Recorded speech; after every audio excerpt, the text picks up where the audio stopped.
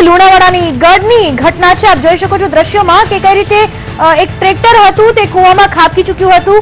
હાલ લોકો ત્યાં તમામ ઉપસ્થિત છે અને આ લોકો દ્વારા હાલ પણ બચાવ કામગીરી કરવામાં આવી રહી છે। માનવામાં આવી રહ્યું છે તે પ્રમાણે ટ્રેક્ટરમાં કુલ 40 જેટલા લોકો સવાર હતા અને ટ્રેક્ટર કદાચ ઓવરલોડ થઈ ગયું ચૂક્યું હતું। આપ જોઈ શકો છો દ્રશ્યમાં અમે આપને દર્શાવી રહ્યા છે કે કઈ રીતે આ ઘટના બની હોઈ શકે છે। રસ્તા પરથી આ રીતે ટ્રેક્ટર આવી રહ્યું છે અને અચાનક જ તેના પરથી કાબુ જતા સ્ટીયરિંગ પરથી કાબુ જતા આ રીતે ટ્રેક્ટર કૂવામાં ખાબકી ચૂક્યું છે। જે ટ્રેક્ટર કૂવામાં ખાબકી ચૂક્યું છે તેમાં કુલ 40 જેટલા લોકો સવાર હતા। એક સ્મશાન યાત્રામાં તમામ લોકો ગયા હતા અને ત્યારબાદ ત્યાંથી પરત ફરી રહ્યા હતા ત્યારે આ પ્રકારની ઘટના બની હતી। એક ઢાળાવાળો રસ્તો હતો અને ત્યાંથી ઓવરલોડના કારણે ટ્રેક્ટર પાછું ખેંચાઈ ચૂક્યું હતું અને જેના કારણે આ ટ્રેક્ટર કૂવામાં ખાબકી ચૂક્યું હતું।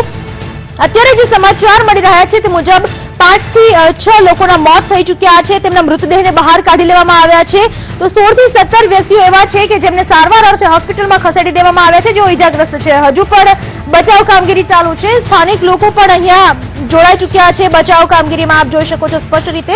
સાથે સાથે તંત્રની વાત કરવામાં આવે તો તંત્રની ટીમ પણ અહીંયા જોવા મળી રહી છે। 108 ની 5 ગાડી ઘટના સ્થળ પર પહોંચી ચૂકી છે અને આસપાસના જે ગામડા છે તે લોકોની પણ મદદ હાલ તો લેવામાં આવી રહી છે।